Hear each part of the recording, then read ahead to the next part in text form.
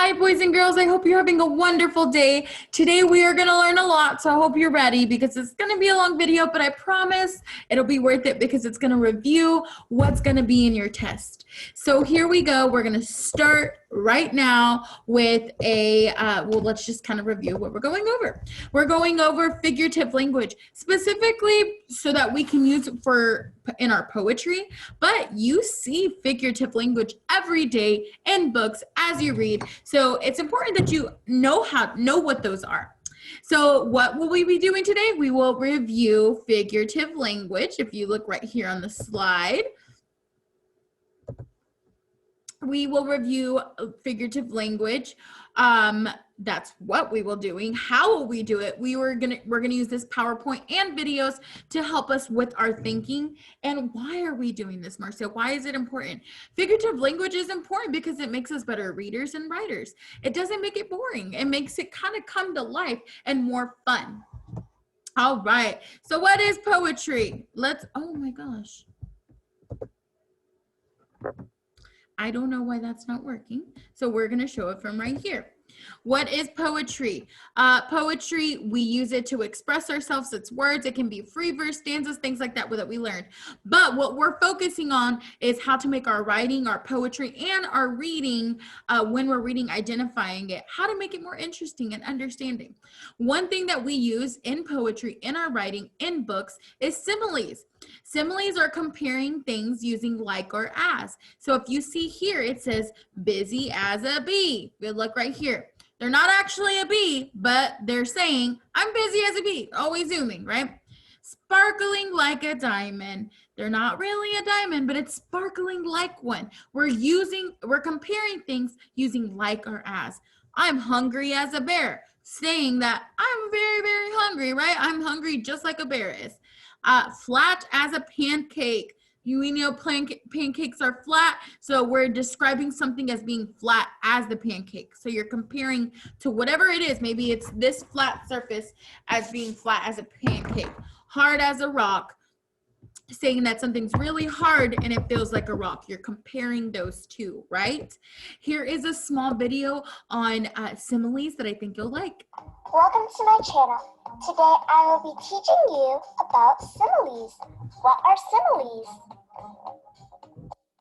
A simile is a figure of speech comparing two things with the words like or as. It is used to make the description more vivid. Here are 10 examples of similes.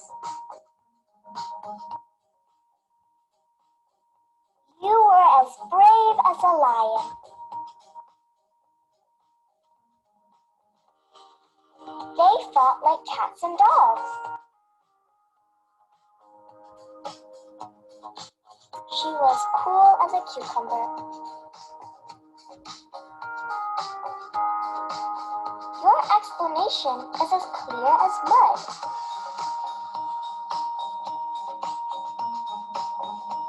He is tall like a giraffe.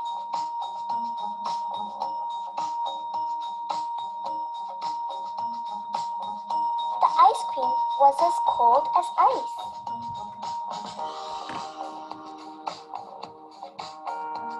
She was as busy as a bee.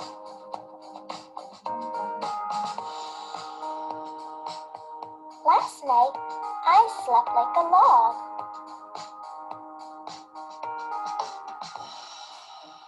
I am so thirsty, my throat is as dry as a bone. So we understand, you see how they kind of use the comparisons of what we were going over. That is our similes, and I hope that you enjoyed that video. Oh, where's Miss Marciel? Here she is.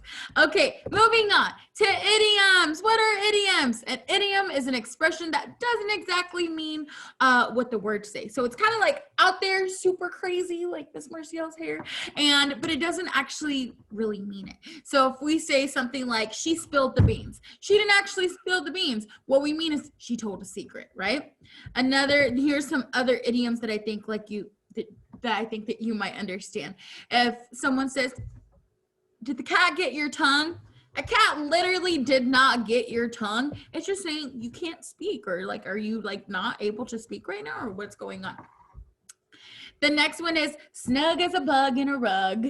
Actually, Miss Motes told me this yesterday because it was during my lunch period and I was on my couch with the cover because it was so cold. And she's like, you look snug as a bug in a rug. And she didn't actually mean that I'm like a bug in a rug. She's just saying that I look warm and cozy.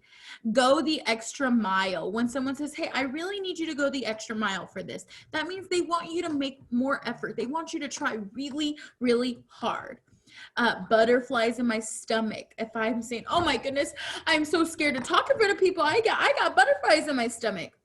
I don't actually have butterflies in my stomach. It just means that I'm feeling really nervous. If I said to go down in flames, that means just to fall, like just be awful. Or once in a blue moon. There's not actually a blue moon. It just means that it doesn't really happen. It means rare. I hope that you like this video. We are going to be talking about idioms in it. What is an idiom? An idiom is a phrase or an expression that has a different meaning from the literal meaning. Let's learn some idioms. Let the cat out of the bag. It means to tell a secret. An example of it is, I was trying to keep the party a secret, but someone went and let the cat out of the bag. Pitch in. It means to join in or help. An example of one is, if we all pitch in, the cleanup shouldn't take long. Once in a blue moon. It means rarely. An example of one is, once in a blue moon she'd call, but for months at a time we heard nothing. Straight from the horse's mouth. It means directly from the person involved. An example of one is, I know it's true because I got it straight from the horse's mouth. Leah told me herself. Up a creek without a paddle. It means in a bad or unlucky situation. An example of it is, if we don't get this project done today, we're going to be up a creek without a paddle. Give it a whirl.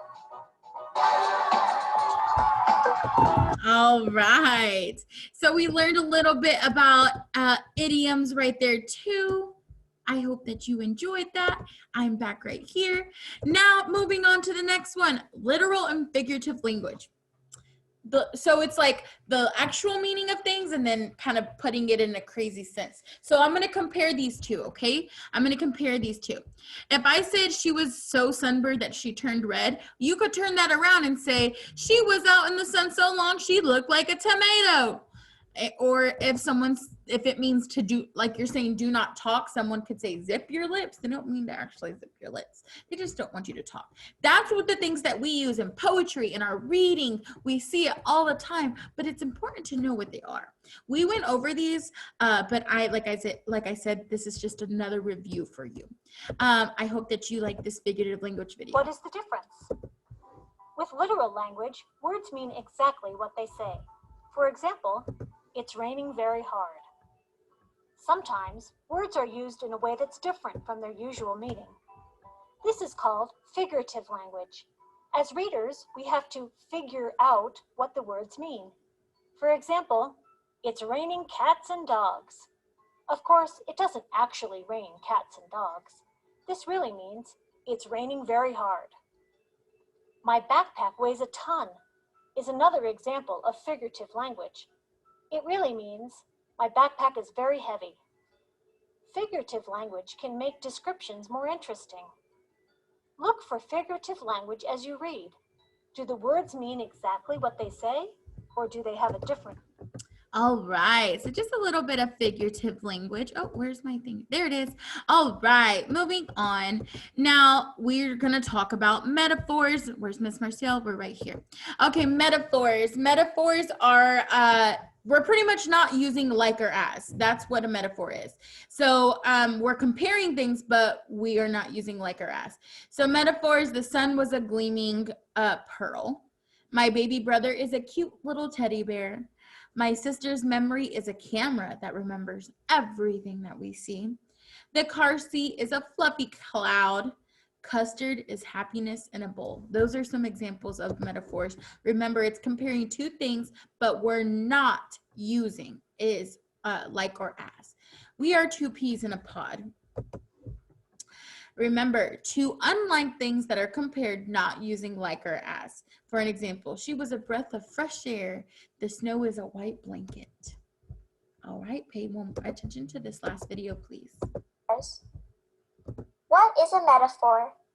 A metaphor is a figure of speech that compares two or more things without using the words like or as.